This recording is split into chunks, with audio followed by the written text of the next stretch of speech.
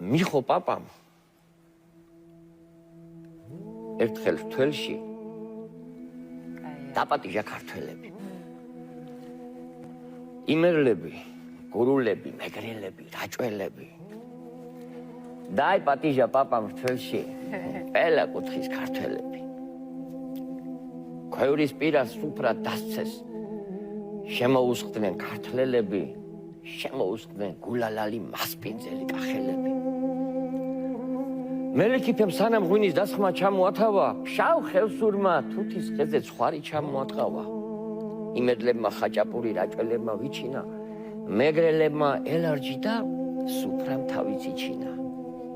პაპას რთველი დაულოცეს, დაეწაფნენ ვაზის წრემლებს, დაგრძნობით ეფერებოდნენ რქაწითელის ბჟხალფერ მტევნებს. ადრეგზელეს მომავალი, მოიგონეს წარსული, ყანწით ლოცეს დედა ქართლის დააყვანი ქართული. მოიგონეს მამლუქება დაყიდული მონები, ქართლის ფარად აღმართული არაგველი ლომები.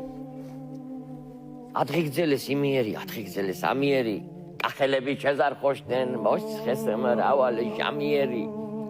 გურულებმა კრიბანჭულით სუფრას თავბრუ ახვიეს, მეგრელებმა დიდოუ ნანამ გოსნის ენით აფრქვიეს. ქართველების ლხენა მღერა, სისკიდემდე წვდებოდა დუდუკი და საზანდარი, სისკარს ეგებებოდა.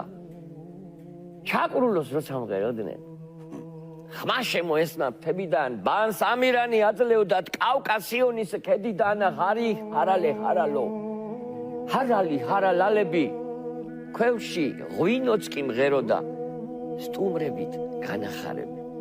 მე ესეთი საქართველო მიყვარს, მე ესეთი საქართველო.